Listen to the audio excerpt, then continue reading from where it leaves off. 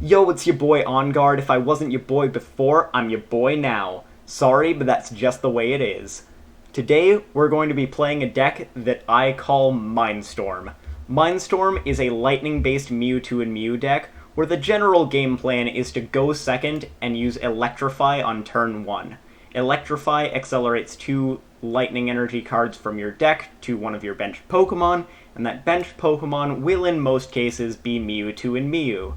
Once you accelerate that energy to Mewtwo and Mew, you'll, in most cases, attach an Aurora Energy to be able to use a wide variety of attacks using this Perfection ability to copy any attacks of Pokemon GX, or EX, although EX isn't applicable in this case, Pokemon on your bench or in your discard pile.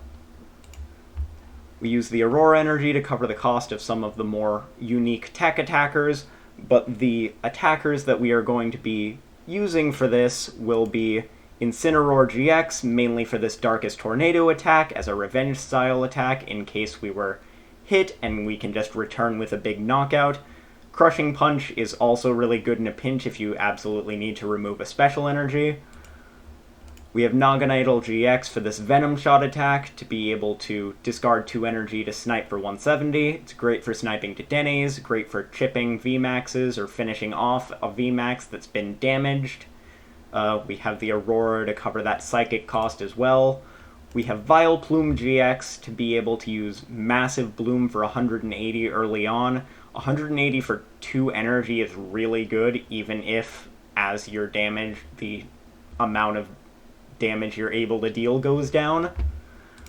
We have Sirfetch'd V, which with Resolute Spear we can move Aurora Energies after we've attached them to this to be able to hit for 200. It's really good in the Pikarom matchup. It's really good in the Eternatus matchup. We have Pikarom as what is essentially our main game plan here. Our game plan is to be able to full blitz for 150 and then accelerate 3 energy cards and set up another Mewtwo and Mew, or like a Raichu and Alolan Raichu on the bench. And we can also potentially set up for a Tag Bolt play to deal 200 damage to the active and 170 to the bench. And also, 200 for 3 energy is just generally good too. We have Raichu and Alolan Raichu for the Tandem Shock attack. You'll be using this a lot in a lot of different games, because if it came up from the bench to the active, it's dealing 160 damage and paralyzing. We can also Lightning Ride to pivot in a pinch, and it can also be hit for 250 and a pivot if you have 5 energies on it, which is nice. We have Tapu Koko for a little bit of burst acceleration. It accelerates 2 lightning energies to 2 benched Pokemon. Well, 1 to each of 2 benched Pokemon if you send this to the Lost Zone. We have Gengar and Mimikyu, which has the Poltergeist attack for 2 Psychic. You won't be utilizing this too often, but it won't be bad to use if you've just used Horror House and can maybe get a cheeky knockout if they have enough trainers in their hand. But Horror House will mainly be used to buy yourself a turn to get an extra attachment down, which is really good versus Pikarom for being able to get another Aurora Energy into play, so you can use Galarian Sirfetch'd to be able to retreat up, move the energy up, and then Meteor Smash for knock. We also have Greninja-GX to get around some of those harder to deal with wall Pokemon like Obstagoon or Altaria or Decidueye, which is why this is here, because the Mist Slash goes through effects of any effects on the opponent's active Pokemon. So, this has been a really fun list. I played it in the Hegsters online series earlier this week and got a top 16 finish out of 114 people. It's been a really fun deck to play. It's very versatile. It's a really good deck overall. And now I get to show you guys why I enjoy it. Let's hop into some games.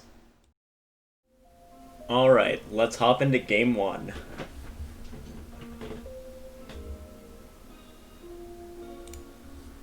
Right, so if possible we want to go second, but we might be forced to go first here, because we lost the coin flip. Yep, we're going first. Unfortunate. And we have to start with Gengar Mimikyu. Yeah, we do have a Cherish Ball and a Dedenne, so it shouldn't be too bad. So this deck was made by Tord Reklev and Pedro Torres, and they played it in the Players' Cup 2 after they qualified for it. It, like, took the meta by storm. It didn't, like, win, but it did extremely well, and it has a lot of answers to a lot of things in the meta. It can also be teched for a lot of different things in the meta. Okay. We're going to want to Horror House turn 2, probably. So let's grab Mewtwo and Mew here. We'll discard the Vileplume. Do I want a Dedenne now?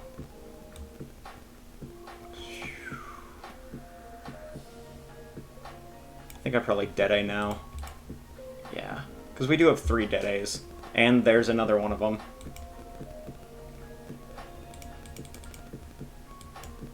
We'll grab that. Actually, yeah, I'll grab that. We can grab the other one in a second. Yeah, I think we'll wait there. We can switch into this afterwards. If they manage to pull off a turn 1 full blitz, I'd rather them hit into this.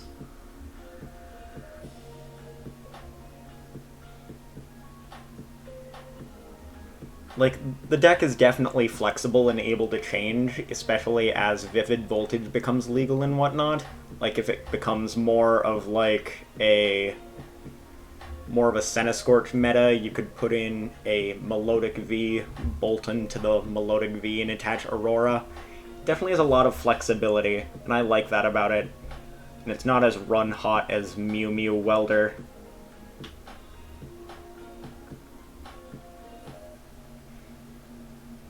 Well, okay, we're moving to a quick game 2.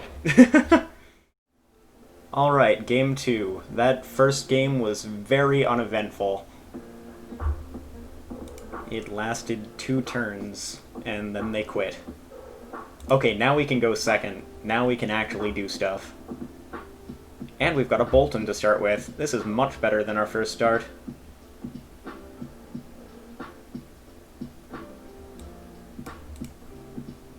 And we have a Galarian Sirfetch'd. Okay, so we get an Aurora Energy down now. Unless we top deck like a Quick Ball or a...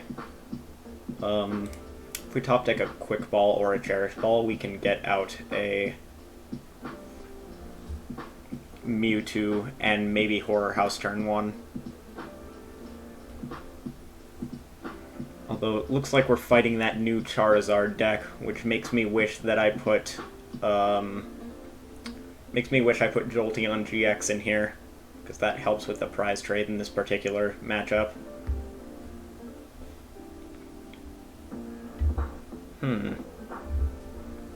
I think we might want to go for a Marnie just to get that out of their hand. Oh, we can go for a Donk here. Yeah, we might just get a quick win. If we get Bolt Storm off. I think we Dedenne here just to get rid of that. Okay. We Quick Ball away this. Grab Koko. Chaotic Swell, we research. If we get Switch Air Balloon. Doesn't look like it, unfortunately. We can grab a Mewtwo and Mew in the meantime, though.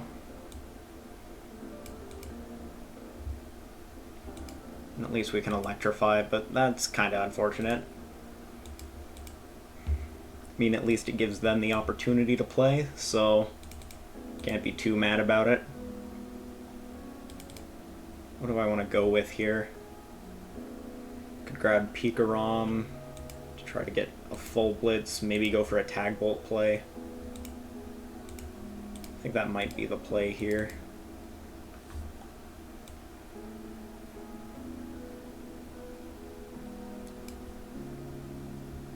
I think I keep that in hand, though. I think we start with just an Electrify.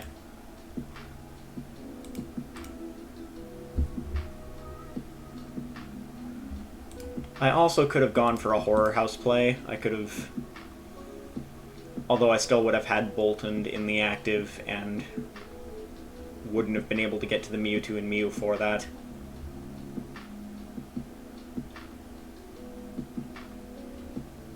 So now they have Fion, so at least they're not getting donked.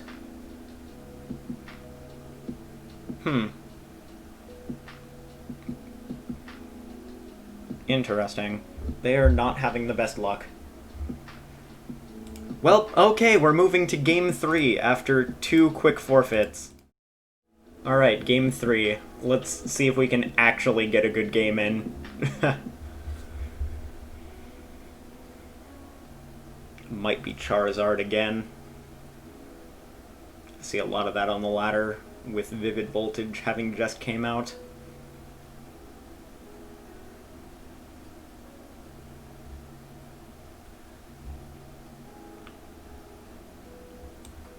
Got a Mewtwo and Mew start, that's not too bad. I think we're going second, but I'm not 100% sure. Nope, we're going first. Alright. At least we have a lot of things that we can burn away here.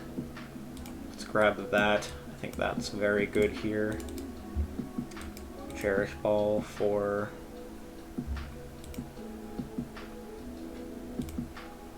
Looks like we're either fighting the Mirror or we're fighting Pikarom. It's one of the two, at least.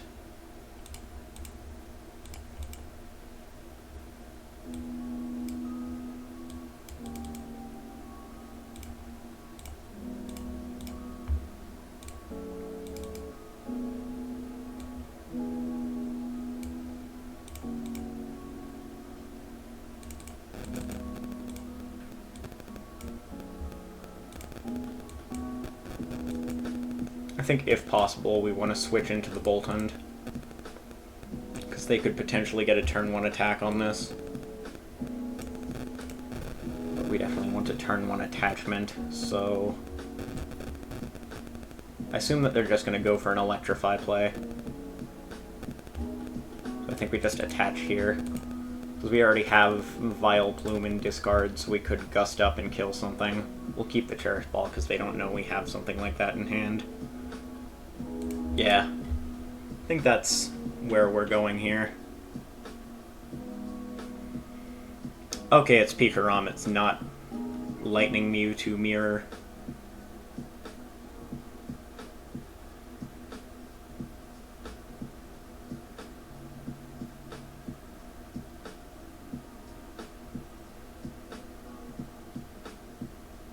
I think this will probably end up being a good game. They are drawing cards and do have a turn 1 Electrify. The only thing that'll be unfortunate is if they end up not having any bench Pokemon. Okay, they have a Quick Ball. So this match will likely not be boring.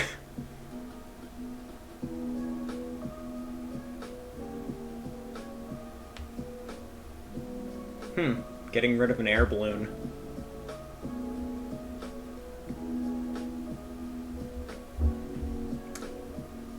Well, it's definitely because they attached the Big Charm and didn't want to get tag bolted. Surprised they popped that early, though.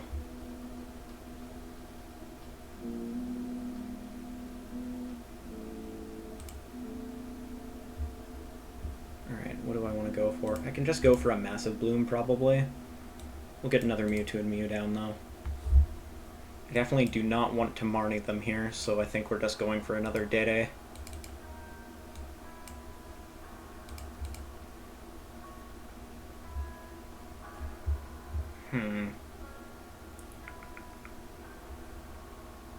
I think we want to chip something. We could Boss's Orders and hit that, which I think is probably the most optimal thing we can do here. Yeah, I think this is definitely the play. Massive Bloom for 180.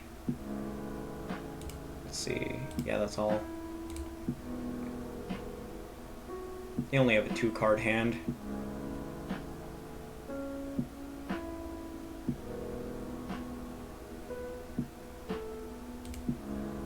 Well, they're Marnieing us. We didn't have the best hand, so as long as they Marnie us into an energy, we can do something at least. Yeah, we can, like, full blitz Pikarom here, probably.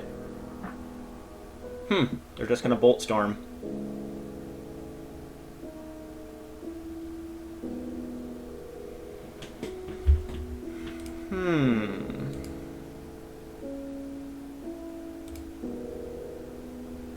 I think I want to go for Darkest Tornado Gust on something.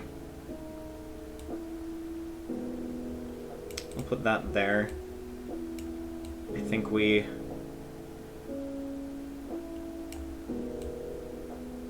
definitely want to Dedenne unless we already have two bosses discarded. No, only one. Yeah, I think we want to go for a Darkest Tornado play. We have Crobat at least. So we switch into the Boltund, and then we can retreat out of it if need be. Dang, okay, that's unfortunate. How many switches have they used? Just one?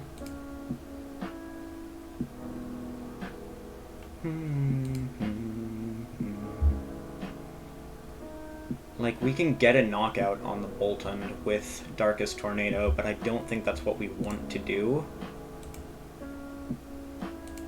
I don't think they've used a boss. No, they have used a boss. But they'll definitely target this down if they get the chance. This is a rough spot. I mean, we definitely have to attack. They'll just boss us otherwise. We either paralyze them or we kill them.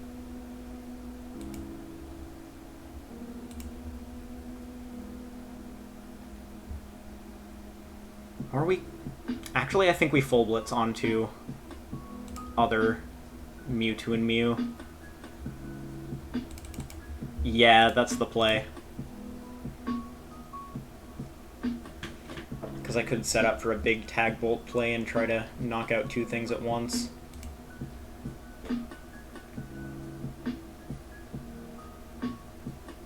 No, both of the Aurora Energies are now going to the bottom of the deck.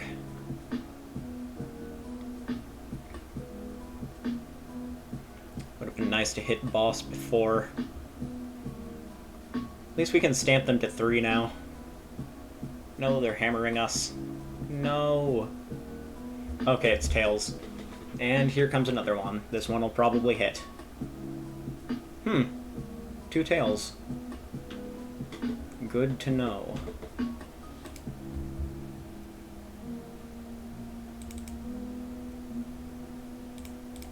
Alright. I think we want to knock out this.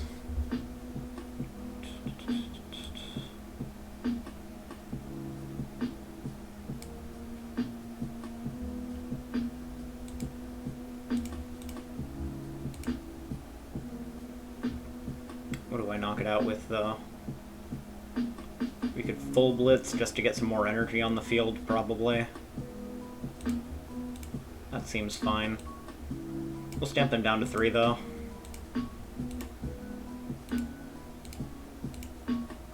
Okay, we've used both stamps now. We don't want to use a GX attack, we just want to hit. Full blitz.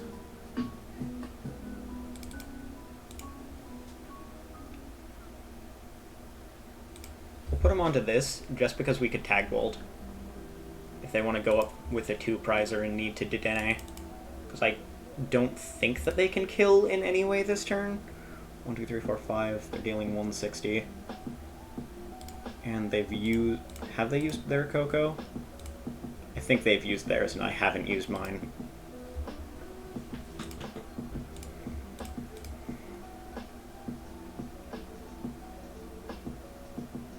This is a really good hand.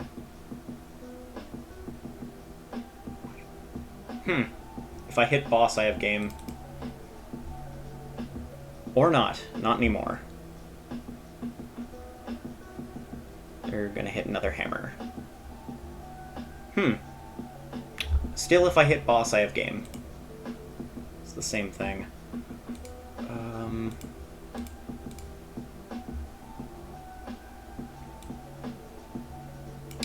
definitely do this. This guarantees that we can get out. Alright, that's game. GG's! I love Incineroar-GX in this. Alright, well, I think that's where we'll end it off. So, MindStorm is a really versatile, really good deck. We didn't lose a game in that series of 3 games, although the first 2 games were just due to them bricking. But that 3rd game was really down to the wire. I love games that come down to the wire like that, but just having that many options to be able to deal with your opponent's deck is really good in my opinion. Like, having that Incineroar-GX counter-style GX attack was definitely what saved us in that situation. All we had to do was hit boss to be able to gust up that Pikarom and knock it out. Well, I hope you guys enjoyed this video. Leave a like and subscribe if you did, and as always, stay on guard.